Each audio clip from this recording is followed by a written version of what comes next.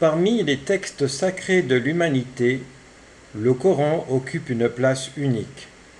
Révélé au prophète Mohammed au 7e siècle, il a traversé les âges sans altération.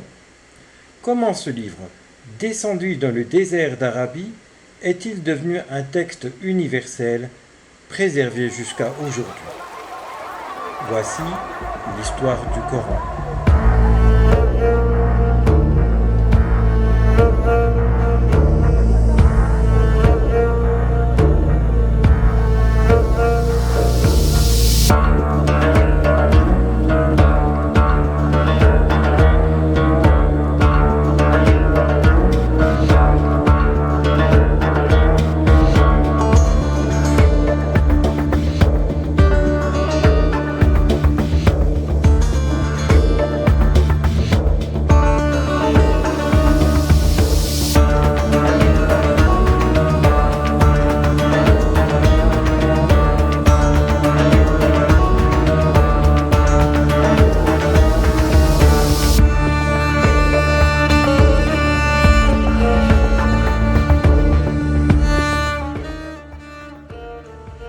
Au cœur de la péninsule arabique, au 7e siècle, se dressait la ville de la Mecque.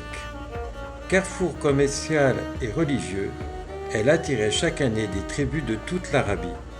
En son centre se trouvait la Kaaba, sanctuaire vénéré depuis l'Antiquité, mais défiguré par les idoles.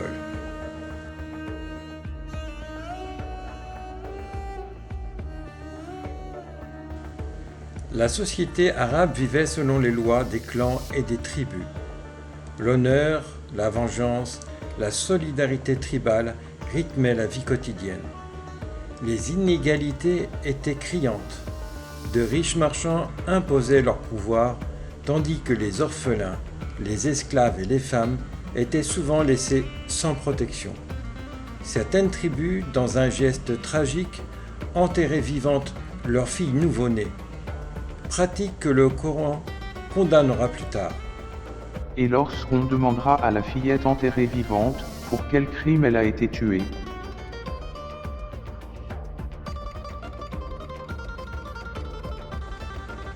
Au milieu de ce polythéisme généralisé, certains recherchaient une foi plus pure.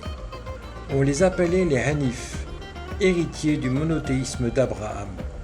Dans le désert, les récits des Juifs et des chrétiens circulaient déjà, préparant les esprits à un retour vers l'unicité de Dieu.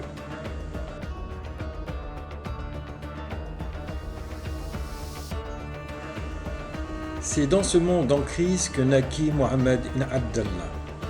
Orphelin très jeune, il grandit dans la pauvreté, mais sa droiture lui valut le nom ou le surnom d'El-Amin, le digne de confiance.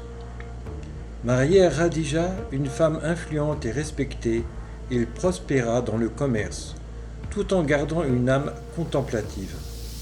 Mais plus le temps passait, plus il s'attristait devant les injustices, l'idolâtrie et les excès de sa société. Alors il se retirait dans la grotte de Hira, sur les hauteurs de la Mecque, en quête de vérité. C'est là, dans le silence des nuits du désert, que l'histoire bascula.